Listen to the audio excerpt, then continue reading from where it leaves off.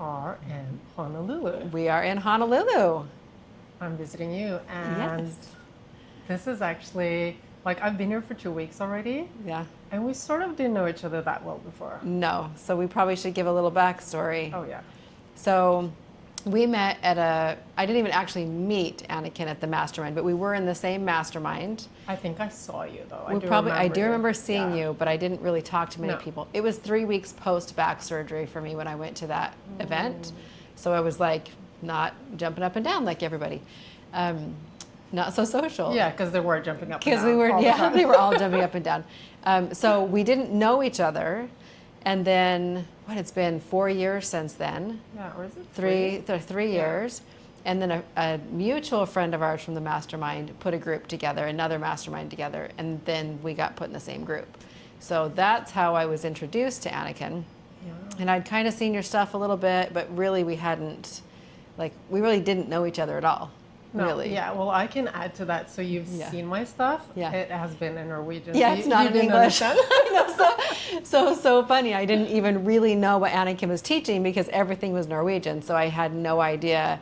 We actually are in the same fields. Yeah, We we're- do the same thing. Literally do the same thing, Yeah. and you had no idea. I had no idea. It was great. I had no idea. So we really didn't know each other that well. We've spent probably a total of maybe 2 whole days together in our mastermind in California. And then beyond that, we've just been on a couple Zooms and in a chat group, and that was it. In a chat group, whenever someone needs help or cheering, whatever, we share experience, advice, and then a month ago I said, okay, so I'll be in California for a couple of weeks. By the way, did you buy a condo in Honolulu? And you're like, yeah, I did. Yes. So maybe I'll come and visit you. Yeah, and I was like, yes, because I haven't had visitors, which has been, I'm like, yes, I'm game, sounds fun. And you love to surf, and I was like, I want to see what surfing's like, and why not? Why don't we? We didn't really know what we were going to even do together, how each other lived. We knew nothing. If we really think about it, you have 2 people who are both very willing to see possibility and to go into the unknown and go off of what feels right. Yeah, I would say. absolutely. And so for both of it was like, yeah, that feels good. Let's do it. And so how many days have you, 9 days, 8 days? I think we're close to 2 weeks. Yeah. Or 10 days. Yeah, 10 days. Yeah, I 10 think it is. days. Yeah. That's so we've been living together now. She's been living here for almost 10 days. Roommates. Yes. Yeah, so this was quite an experience. We didn't know what we were going into, and I always had the backup plan saying that, okay, if it doesn't work out for any of us, I'll just find a hotel. And I was just thinking of that now because it hasn't even crossed my mind. We've been flowing. It's been so nice. Yes. So there's a couple things we're going to talk about today on our episode here. And we're going to talk about the flow. And there's some amazing things that I've learned from Anniken, and it has to do with flow, but also as a positive, not just a positive influence, but as a positive example. It's a better way to say it. And so I want to talk about that, and then we're going to go and talk about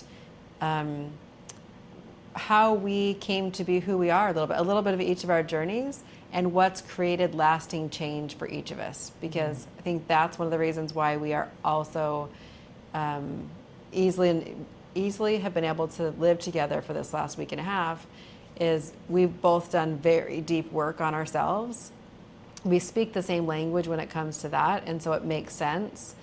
And we're both open for growth at the same time, because there's always more levels and more things that we can be able to learn. Always more levels. Always so this more levels. wouldn't have worked if we hadn't done the work. And I have to add that it's not only that we've done the work and we're on the same path, we're just blah, blah, blah, blah, blah, talking about how do you create change, and you need to go deeper. And we're so passionate about it. Yeah. So, and I know that one of the most efficient flow triggers is actually curiosity. And we're both so curious. Yes. Because I like hanging out with people who think the same way as I do and who are interested in the same thing. So if I'm around people who are just not really interested in what I'm teaching, I'm like, okay, so what do we talk about? What do we talk about? Yes, yes. So with you, it's just like, oh, you know, have you seen that? Have you heard that? Did you like this Yeah. pattern and this goes deep? Like back to, okay, we'll dig into that later, but it's just feels so good, like going for walks, sitting in the car, and we're talking about our work all the time. Things that are meaningful to us, I think is, I mean, you'd call it work, but it's both meaningful to both of us. We're so passionate about what we do and what we know and how to help other people and our mission in life and the impact we want to make. So absolutely. Awesome. And the flow part, Lisa. Yes. It is like, it has several aspects to it. So I was just thinking, today I was out surfing and the waves were really big today. And I was like struggling. There was so much white water on me. I was paddling, getting really tired. And I think about what we spoke about the other day. Like, this would not have been possible, like going out surfing, doing the work we're doing here every day, if I didn't take care of my body, my health. Because this is like, I've been in the water every day for 3 weeks now. Yeah. It is a good workout. Like, even more than that, just physically, mentally, like everything. It is tiring. And the dedication that you've had for the consistency, like on top of that, it's not just that you've been in the water, but it's like, okay, I'm up at 5 or 6, right? Depending on like when you wanted to get up. And then you're out again in the water. And then you get up the next day and you're out again in the water. Like every day is the consistency as well. And it's been something you look forward to. It doesn't feel hard, even if it's been challenging or the waves are challenging.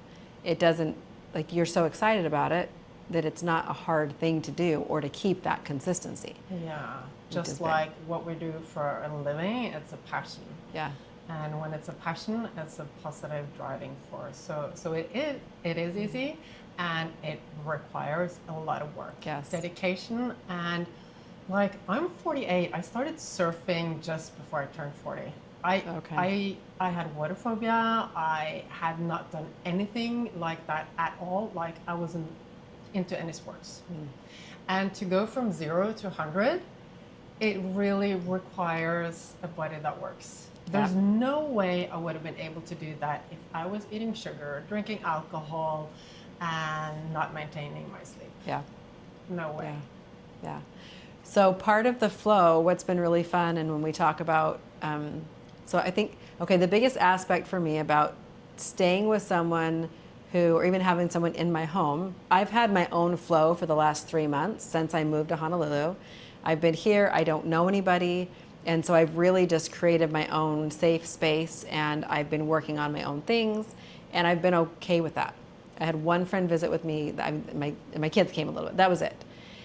So I created my own flow, and for a hot moment, it's so fun to see what our brain does and what we think about.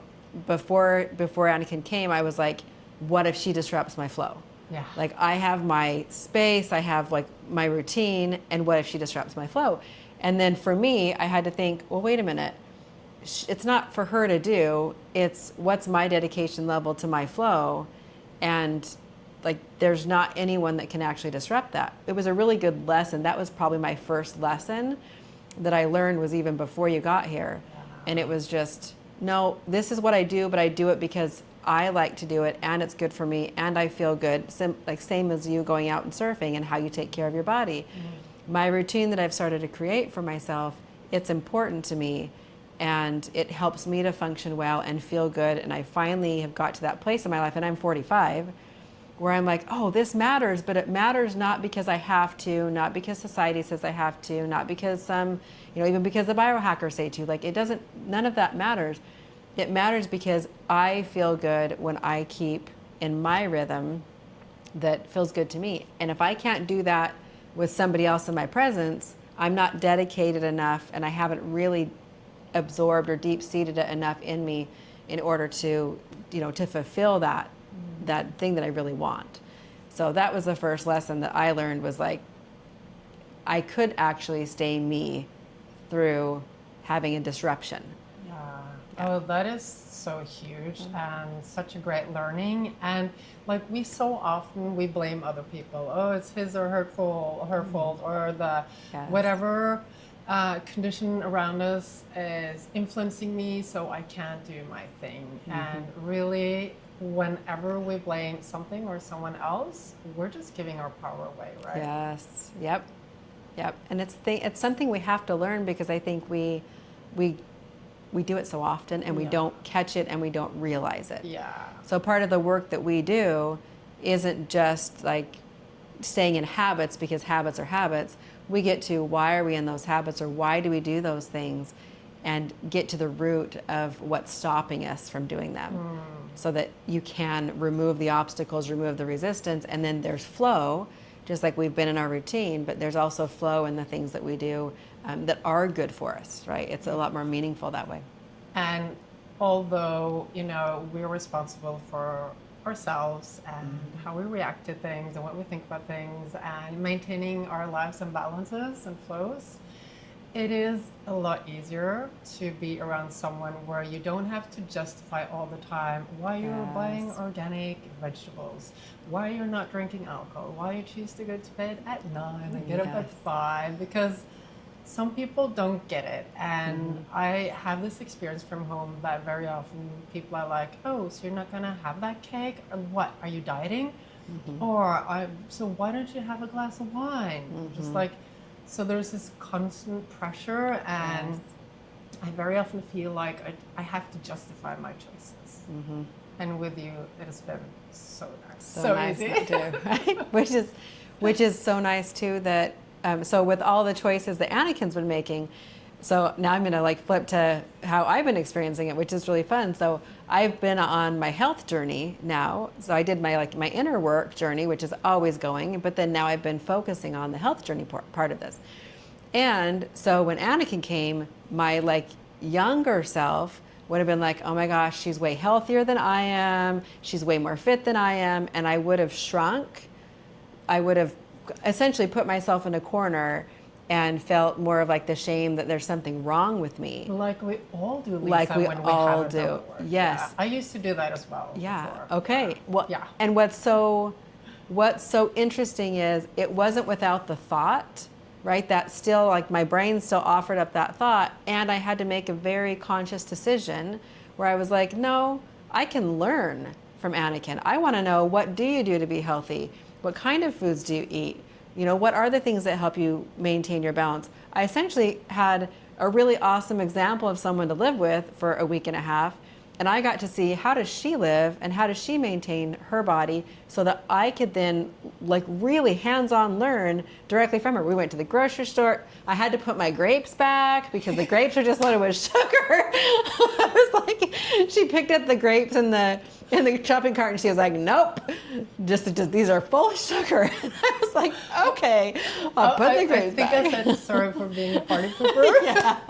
But you were so brave, because so good. with a lot of people, I would have never have done that. Oh, I loved it. It was good. I had a feeling that you wanted those. Yes, I was interested in the growth. I was interested in the information. And so it's been a really great learning time period for me. And that's one of the pieces of learning that's been, is how you take care of yourself and the whys behind it, and then eating differently, stopping to eat. We sit outside by 5 to 6 o'clock and we watch the sun go down, which is phenomenal, and I love it. I don't usually do that. The other day I was gonna do the dishes, take off to Costco, probably grab a protein bar, not eat dinner, maybe eat when I got back, but then I'd probably be too late and then I wouldn't eat. And that's kind of been my MO. It's not that I've been eating poor foods, it's that there's some things that could be better.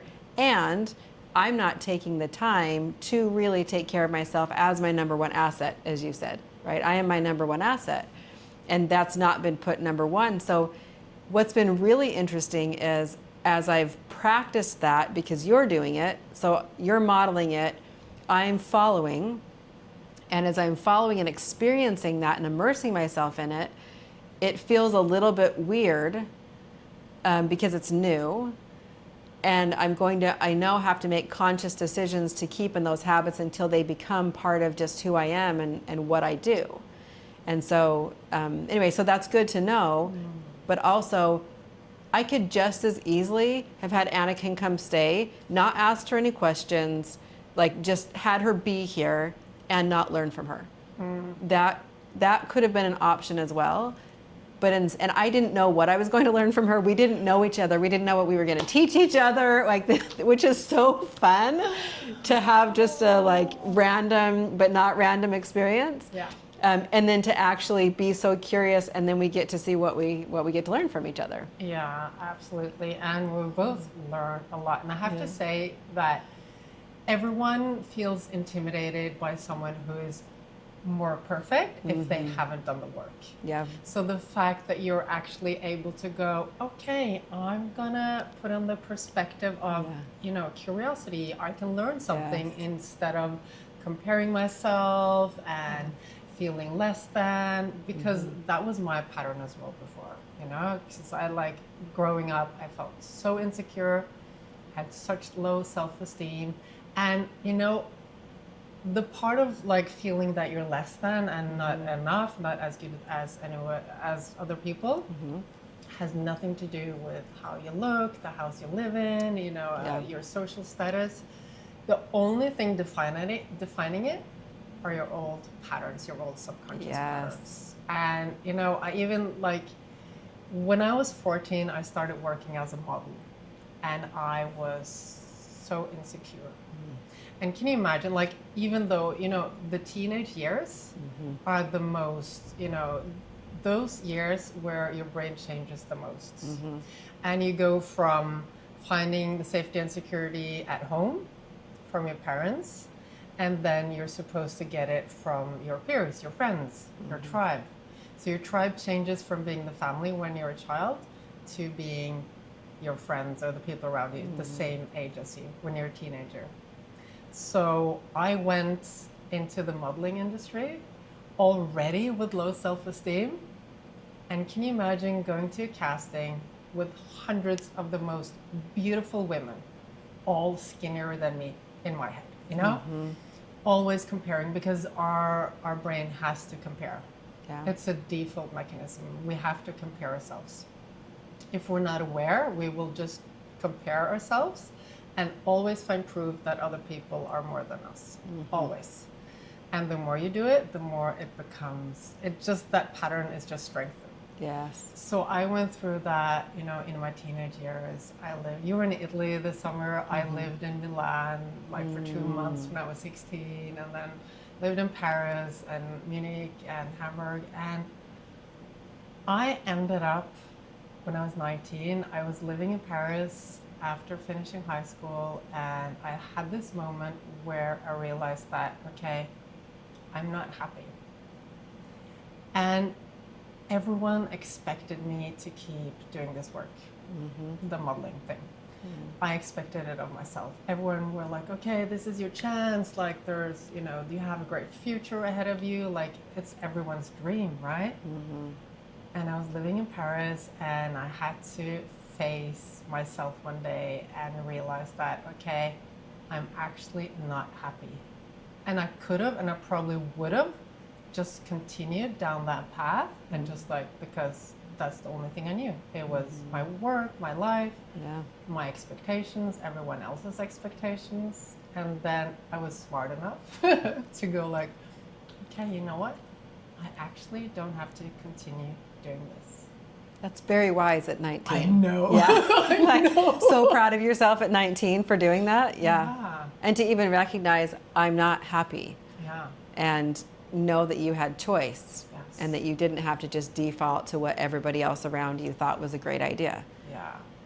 Yeah. And we do that. Because we feel like everyone else is more important than us, than finding safety and security with everyone else, society, expectations. It's easier to live up to other people's expectations than to be yourself. Well, and I think it seems easier because you don't have to make a decision. Yeah.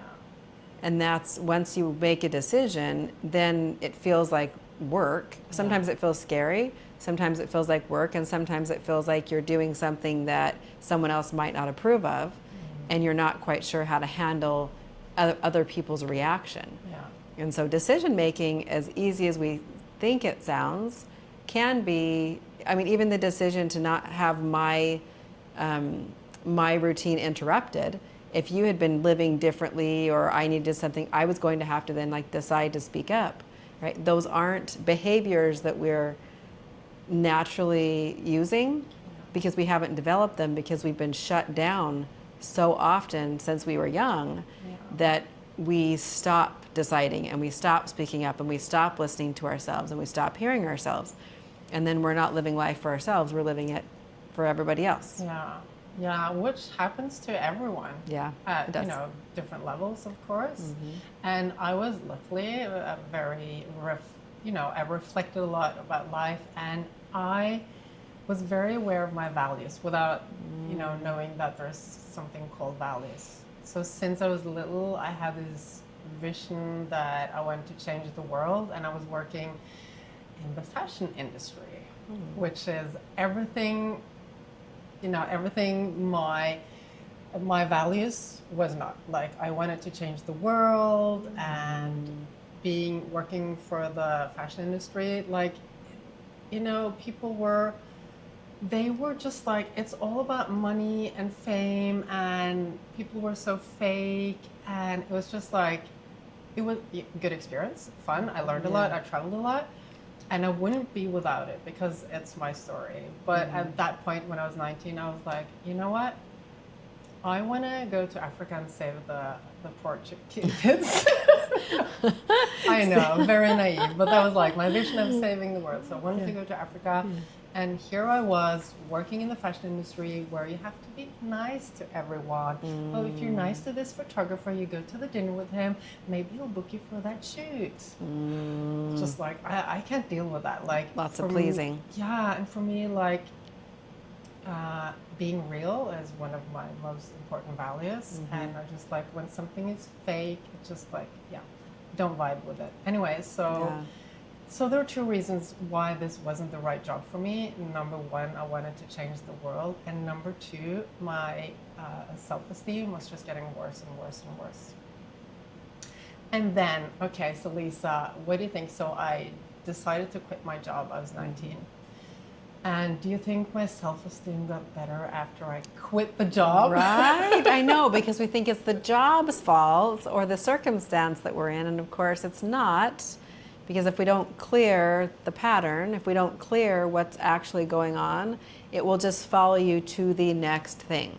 So it doesn't matter if it's the job, the person, the relationship, it doesn't matter at all. If you don't look at the root cause, if you just stay surface level, what you'll do is start to change the things around you, hoping that the way that you feel inside is going to be different. And temporarily it does, by the way. You kind of get in that fresh love stage where for a moment it feels exciting again and you feel better again and like there's hope again, right? And then you settle into it and then that pattern comes right back up again, and then you're going to feel insecure. And if you don't actually treat or solve for the pattern, then you just live your life on recycle. Yeah, and that's exactly what happened to me. Yeah.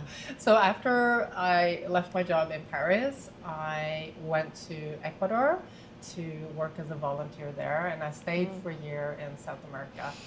And I did so many great things. It was great to do the job and traveled, learned a lot, but like inside of me, nothing had changed. I of course developed eating disorders while I was working as a model, and I was like, okay, I'm gonna eat whatever I want to. So just like stuffing down like all the foods I hadn't been eating for a long time. Yeah. But did it change anything? It didn't. So like my behaviors and the environment changed, but the insides didn't change. And this actually took a long time to work through. Yeah, absolutely. Because all these patterns were, as you say, they were created when I was just a little girl. Yeah. Always. It doesn't cease to amaze me, but it's still so fascinating to me that the programming that we're running on is faulty programming. And until we recognize that and we start to look at it and we go with curiosity, you've got to be open and you have to have curiosity to look at that faulty programming.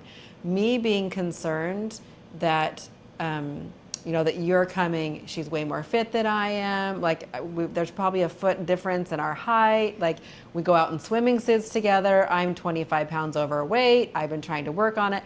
I could let all those things influence me. And my old self would have, and there was still a little bit that I had to like, I still like heard it, but it's not true for me anymore.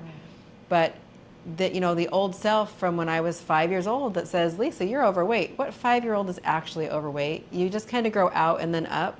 But at that point, when I was told by my dad that I was overweight, then that just was like who I became.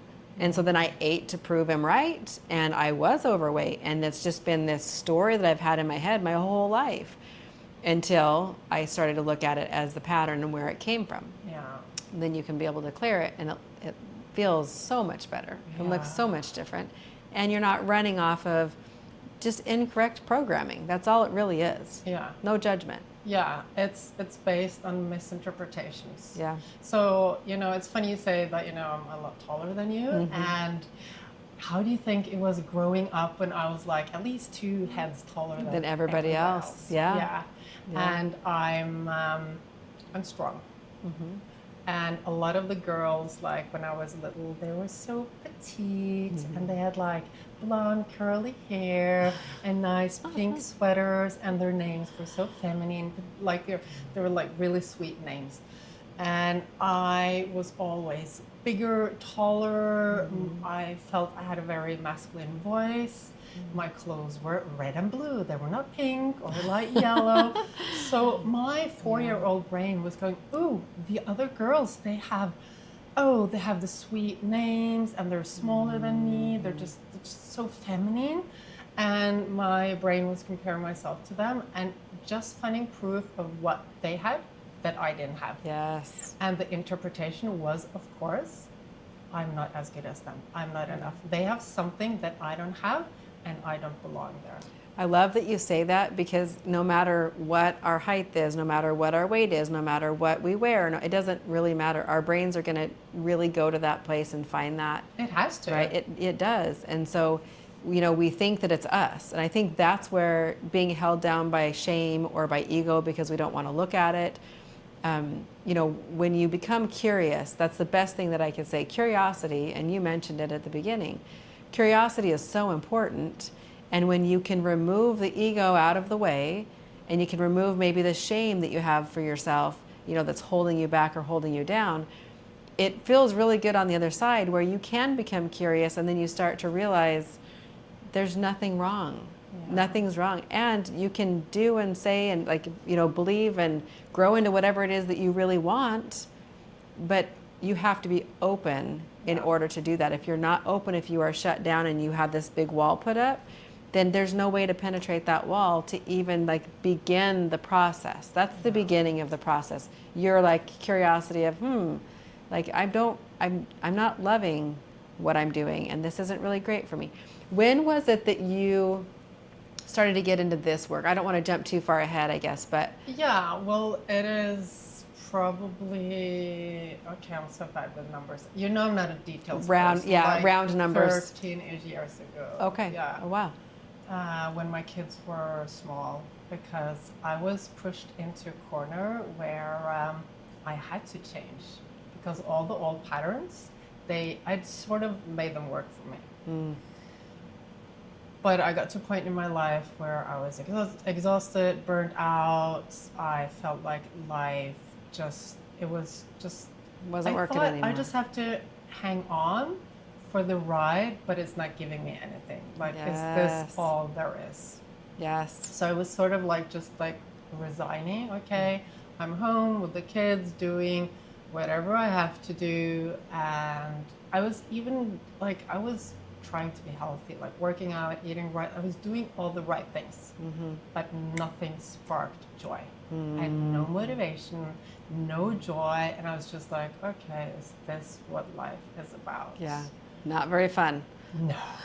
So I was forced into doing this work, or like I was curious. And when I heard about a course where people were working with mindset and getting change, I was like, okay, what is this? And then I joined this course, and you know, I learned not a lot, but enough to make me curious. And I'm always like, okay, I need to know everything about this. Yeah, it was kind of that like crack open the door just a little bit to get you in. There's something here. There is a connection between the mind and the body. Yes. Your thoughts affect you. And this was nothing like, they were not working with root causes, nothing like this. So it's a person I know. She runs these courses where she teaches people to change their thoughts. In order to have more energy and get better. But like, she didn't work with root causes. It was only like reprogramming some patterns. So it did work for some, but not for everyone, of course. And I am curious, and it was just, as you're saying, it just like opened this little door. I like got a peek inside. Wow, our thoughts actually creates our reality. And when we change them, we can change our reality. And then I was like, okay, but it's not that easy to change your thoughts. Like, how do you do it? Yeah. It's not like, because what we were taught at this course was like, okay, you just have to practice and practice. Like the repetition, the motivation, And I was like, okay, it makes sense. I understand how I should think. I can't do it. Yes. Like, I'm all the time going back to the old patterns. And, this just opened this new door for me. And I was like, I need to learn more. Like, I need to understand everything about this. And I was doing certification after certification, but they were all just like the conscious coaching. Yes. NLP techniques and performance coaching and everything, but still just what we call conscious coaching. So it's not working with the deep patterns. And then I was like, but there has to be a way, because I can get some people to change, but not everyone.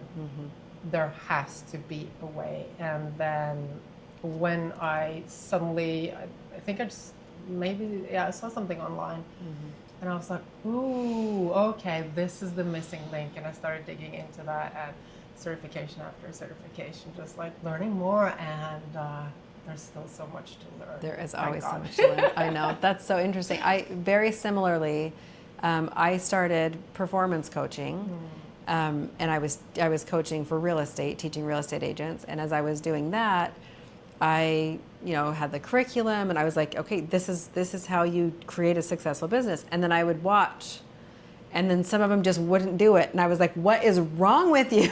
Like, I had this moment where I was like, I don't get it. What is wrong with you? And then that's when I got into the life coaching, which was the thought work. And I was like, oh my gosh. And that opened up and just cracked open a new little door for me.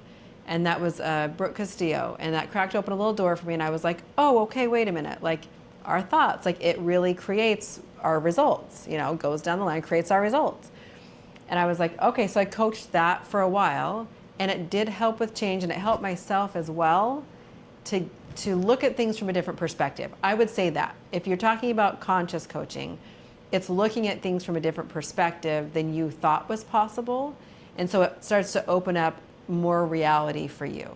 And so then you're not totally stuck, but you're still functioning off of old patterns. So what happened for me it was actually a personal transformation. It was a personal experience where I had been coaching that way, and we were getting, results. So it was good. I didn't know there was anything different until I decided to get divorced. And I kind of had that same thing, but mine went a little different direction. And it was like, is this all that is to life? But this doesn't feel right. And the way this is going is not healthy. And I'm not behaving in a way, and I didn't know anything about the patterns at the time, but I was able to identify when I chose to get divorced, and I told my now ex-husband, it's time to get divorced, that I was reacting and behaving in ways that were not healthy. And that's all I knew at the time. I just knew you had your behavior, I didn't love your behavior, and I was like moving left when he would move right, and I would try to kind of change and move around things and adjust myself. I would acclimate myself to his behavior. And I started to realize it was very unhealthy. And so for that reason, it was time to not be married. And I was married for 26 years. I got married when I was 18. Wow. So a little different of a journey. Wow. And And so that choice to be divorced was so that I could heal. And I knew, somehow I knew I needed to heal on my own, and I could not heal being married to him. That's all I knew. I really hope that everyone listening now is appreciating like how big of a part of your life that marriage has been. All you knew, all I almost, knew. You know, Yes. up until 18, yeah, okay, you were a child and a teenager, but Yeah. all of your adult life, My this entire- has been your safety, although it probably wasn't safe because you had all the, you know, the Yeah. patterns that didn't work for you, but Yeah. still that was what you knew. Yeah. And our minds love the old familiar Yeah. patterns and surroundings. So, you know, our minds have one priority, which is keep us safe. Yep. And it does that by moving us away from danger and towards safety. So our mind doesn't always know what is dangerous and what is safe. So it has to like put a lot of things into the same category. Everything which is new could potentially be dangerous. It doesn't necessarily have to be dangerous, but your mind can't analyze everything and know everything. Yeah. So all new stuff lands in the bucket dangerous. Yeah. And you just took the blanket and went, boop. I super did. And had I known what I was in for, I don't know. I'm not sure. I mean, I would have made the same decision, but it's good I didn't know. Yeah.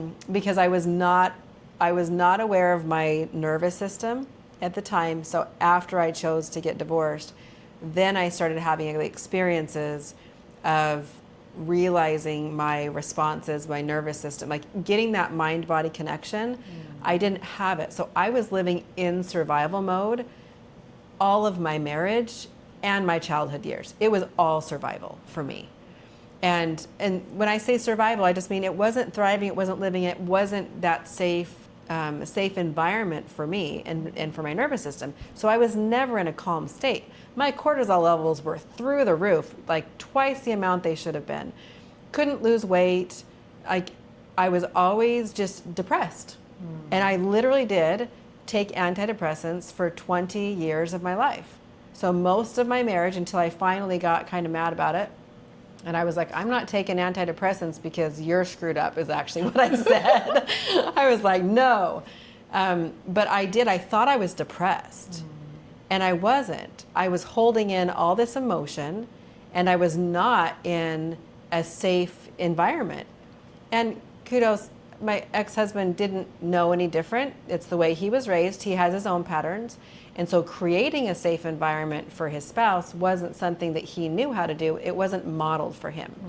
This is why curiosity is so important, and ego and letting go of ego is also so important, because we can't even crack the door open to start to learn where change can happen until we let those things down and we start with the curiosity.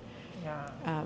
So yeah, it was all new. My mind-body connection was also new. So I was having experiences and experiencing what my nervous system was going through. And now in a really weird way, because I was in a safe environment, being by myself, and it was safe to start to actually like let everything down, let it go, and experience the grief that I had, and you know, the anger that I had, and even the fears that I had. It started to experience all these things, and I was like, what is happening? What is going on? Yeah. It was a very tangible experience that I documented for that reason. Yeah, which is normal. It happens to everyone who's going through something similar than that. And the other day we were speaking about growth, and you're like, oh, you know, it hurts, and just like it's like there's always a new level, and it like requires a lot of energy. It does. So, and this is a good advice for anyone listening here. And so, yeah, I'm also constantly doing inner work because there's always more. There's always more. And at the same time, also the surfing, you know, we both run a similar business. There are goals. We're moving towards those. We're traveling. There are a lot of things happening. And all of those things require a lot of energy. Yes. And the old version of me, like the same old version of you, would have gone back to back without any breaks. Yes. So like after I came back surfing, before we started recording, I was sitting outside just being present in my body. And I told you, tomorrow I'm flying to Phoenix a day before my conference starts, just to decompress. Yeah. Because like we can, we do all the inner work and it's great and we need it. And in order to manage the load, because it's a load on our system. It is stress on the system because it's new and it's unfamiliar for our minds. In order to manage that load, including the load of everything else we want to do in our lives, go exercise, go surf, go to this conference, record podcasts. Yep. Everything we do is a load on our nervous system. Yes. So in order to actually move towards our goals and be able to put up with all of that, because we do want it, right? I realized that I had to get even better at my own practices and regulate my nervous system even more. So for me, that meant even less screen time, even more phone, like in flight mode, going to bed earlier, morning routines, meditation, just like going for walks, clearing my head. And I used to do all of that, and I realized that, okay, I am better off if I do more of it with more intention. And I don't think, Lisa, that anyone in our modern society can survive with a balanced nervous system if they don't intentionally regulate it. I agree. I think if you don't make decision, right? If you don't decide to do that, if you don't put the time in, it's not just putting the time in, but it's having it be a priority. Yeah. If it's not, what happens is everything else becomes a priority. Yeah. And it's it has to be a very conscious decision. Even like, I will tell you the resistance that I had when I was doing the dishes, and when she was like, we're gonna go outside, watch the sunset, we're gonna ground in the sand for 30 minutes. And I was like, okay. And then I start doing the dishes, and she was like, why are you doing the dishes? And my brain wanted to be like, I need to finish the dishes. And then I was gonna go to Costco, and I thought, okay, I'll just finish the dishes and fine, we'll go ground for 30 minutes. Okay, fine, we'll go ground for 30 minutes. Like you could hear my like inner child rolling her eyes. And this so, is not very efficient. We need to be productive. Yes, we need to be productive. Yeah, we can't just slow down. We can't stop. I wanted to go get a surfboard from Costco and whatever. But instead I'm like, okay, fine. I put the dishes down. We went outside. We went and did our grounding, and we ended up there for an hour, not 30 minutes. We were there for an entire hour. Came inside. We made dinner. We sat outside and watched the sun go down, eating our dinner. And then I went to Costco, finished the dishes, went to Costco. Yeah. And I was like, oh, and it all worked. And you had energy. And I had energy. And what I was saying is I was actually front loaded to where I fed myself and prepared myself, so then I had energy for the things I was going to do.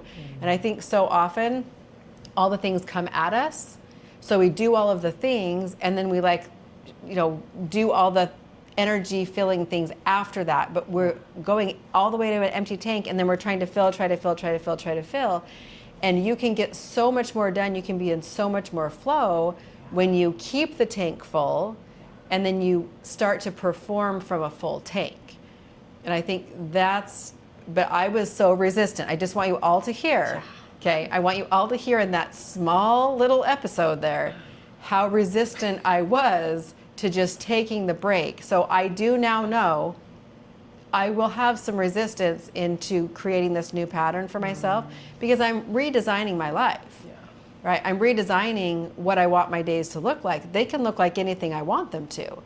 And so that does feel good, but it does feel different, and it feels not natural. It's probably the best way to say it. It feels a little bit foreign and not natural because I've just not done it that way, and I've done it the other way for all my years. Like it's not valuable enough to go outside for 30 minutes and ground. It's not giving me anything. I can't see the results. Yeah, no dopamine. No dopamine hit. Didn't check of anything. Yes. So Lisa, I have to admit that this is one of the patterns that I've been working the most with it as well over years. Like I like, okay, I don't really like to use the word hate, but I did use it. I was like, I hate sleeping during the day. I hate resting during the day. Okay, it's a very strong word. I don't recommend anyone using it, so just cancel, cancel.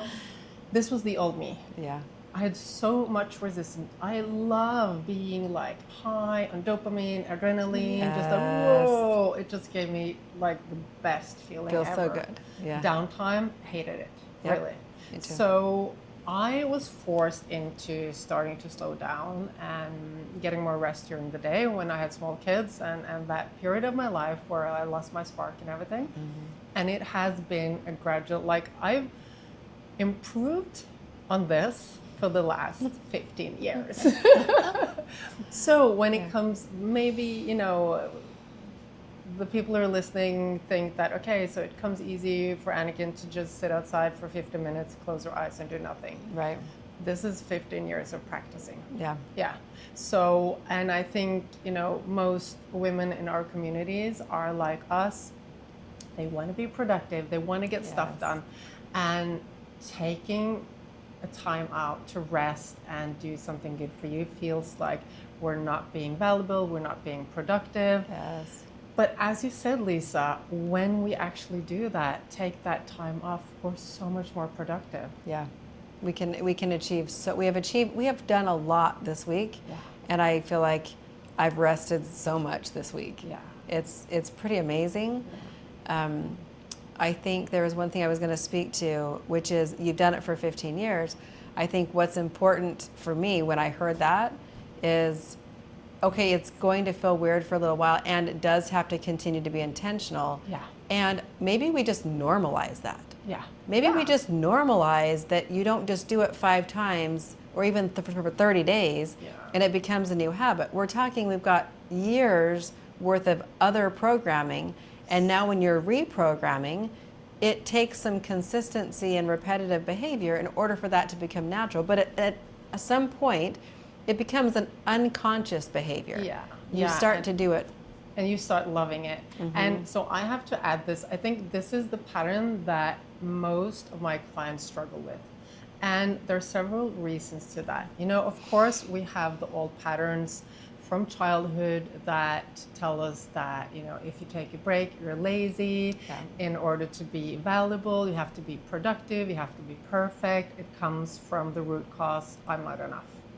So, and then even though when you work on, you know, reprogramming all those patterns and you put that behind you, taking time out will still be a struggle if you're not intentional, because there's so many things in our society today that just like, in order to slow down and take a break and be present and be in your body, I mean, our society is not designed for that. Yeah, it's not set up for that. And then we, without knowing it, we love dopamine, and it's so like So I was good. even out surfing today, and you know the waves were big, so I didn't catch as many as normal. And I was like, maybe I should just go back to work, because I was getting so many dopamine hits from the work I did this morning with writing out, you know, all the ads and stuff. It was a dopamine hit, you know. Yeah. And dopamine is very addictive. Yeah, it feels It is. great. It Yeah. does.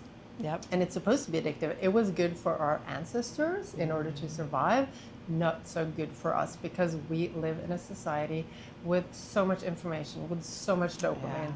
And from our ancestors, we have the programming of, I don't have enough, I have to always look for more and work in order to get more. And that was very useful before, when, you know, there weren't that many resources and we had to work hard in order to survive. So we're programmed to feel like I don't have enough, and dopamine promises us more in the future. And that makes us addicted to doing and receiving that dopamine. So the thing is that, okay, so how do you change that pattern? It's, you know, it has to be intentional, like you said. And we do have to work on all the old patterns. If we still feel that we're not enough and not lovable, and if our value is tied up to being productive, being perfect, we have to work on that. And then we have to decide that it's important. Realize that when I actually do rest, I'm a better mother, I'm a better partner. I actually feel like having sex again. Because this is a little side note. Our body has, a certain amount of energy. And that same amount of energy goes to producing all of our hormones. So if we're producing a lot of stress hormones, is there any energy left for the sex hormones? Not really. And that's when we start having a lot of issues in menopause, a lot of symptoms. They go away if you reduce your stress. That's when we start gaining weight and all of those things. So that was a little side note. I think I lost my track here. Anyway, so we have to decide that it's important for us and why it's important, and link this up to the life we want to live. Like, who is the person I want to be? What is the life I want to live? And the only thing we have known up until now is the doing, being busy, being drained, not sleeping well. But there is another life. Yeah. There is something else for us. I think you hit on something too, where it's not, there's multiple patterns. If there's one thing that I've learned going through this process myself, just recently in the last 2 years, is I'm like, oh, look, there's another pattern. Oh, there's another pattern. Surprise, there's another pattern. Like, I'm really not surprised anymore. Now I'm just kind of aware or looking for them, or really introspective about my behavior and how I react to things. And so you can continue to clear them, you can continue to find them, you can continue to clear them, but just know it's not like I'm gonna just go solve this one and then yay, like we're there and everything's good and we don't have to do any more work. There are multiple patterns that we have been living off of. Now, I do have to say this, once you're clearing years of backlog. It does get easier. Yes. After you start to clear the years of backlog, like you do get to start designing your life as you're moving forward as well. And so it's not like, it feels like it's work. And for a while, I literally said, like, I don't want to grow. You heard me say that. Like, oh my gosh, growing is so hard. And you know what? Sometimes it feels like that. Sometimes it's like, okay, I don't want to grow anymore this week. Like, oh my gosh, can we just stop? Can we just pause button for a second and watch some Netflix or something so I don't have to grow anymore? And it's okay to want to quit sometimes, but you just don't. Right? Like you get in it, you stay in it, you pause for like a hot minute if you need to, take a breather, and you keep going, because on the other side of it is the joy. And that's my biggest tagline, is it gets to be joyful. Yeah. And I just used to think it got to be okay or good or this is all it is. And you said the same thing, like this is all life has. And I thought to like, oh, why can I die yet? Like, are we over? Is it over? Yeah. Like, everybody still need me? Because it wasn't joyful. It was fun at times. It could be exciting at times, but joy is a completely different realm that you get to live in when you are not fueled by things that are creating unhappiness for you. And a happiness that you didn't even know was there. You didn't know you were running off of these unhappy patterns. When you start to open yourself up, you are willing to look at them. Willingness is very huge. Curiosity is also a very important thing. And then you let that ego down so that you can have access to them. Once you can have access to them, that's when the real change starts to happen, and it is lasting change. So then you become the person that you were actually put on earth to be. You just got it, kind of messed up a little bit when people tried to tell you needed to be different, do different, speak different, quiet parts of you, and then all of a sudden you started adapting to those around you and losing parts of you that you actually never got to develop. Yeah. I think the clunky part of it, the disclaimer is, the clunky part is, if you've shut down parts of yourself, which I had. Everyone has. Yeah. And when you've shut down parts of you, you have to remember, if I started shutting something down when I was 5 years old or 4 years old or even before I was born, if I started shutting that part of me down, it's never actually developed. So you don't, I tease sometimes, like, I'm 18 right now, or I'm 25 right now. Like, I've been through all these stages of emotional development because that part of me never got to be developed. Yeah. And my best example for that is we were driving past this guy's house that I had been dating, that we broke up, and I said to my friend in the car, we should totally toilet paper his house. And she goes, how old are you? And I was like, I am emotionally 18 right now. That's what I am, because I was still learning how to date, because I got married when I was 18, right out of high school. I didn't really learn that part of, so now I feel like I'm at college, but I'm 45 years old with a 45-year-old person's budget, but I feel like I'm experiencing life in a way that I never actually experienced it before. And how fun is that, by the way? It doesn't have to be scary or wrong. It just gets to be what it is. And like, how fun and exciting can life be? And joyful. Imagine how far you've come in such a short time. So far. So let's do this experiment. Okay, now you're here. You're this new version of Lisa. Yeah. When did you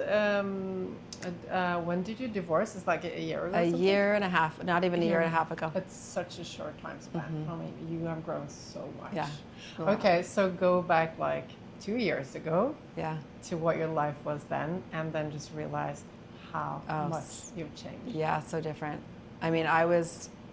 If you were to, you explained it when you were talking about the waves sometimes, when you get in a wave and the white water just keeps coming and it's like holds you down and holds you down and holds you down and you kind of can't come up and you never get to the top of the water, right? That's what life felt like. I kept trying to get up, I kept trying to paddle, and I was doing everything. I was doing all the motivational books, and I was going to the seminars, and I was going for my walks, and I was working out 5 times a week, and I was eating, whole foods, and I was doing all the things you're supposed to do.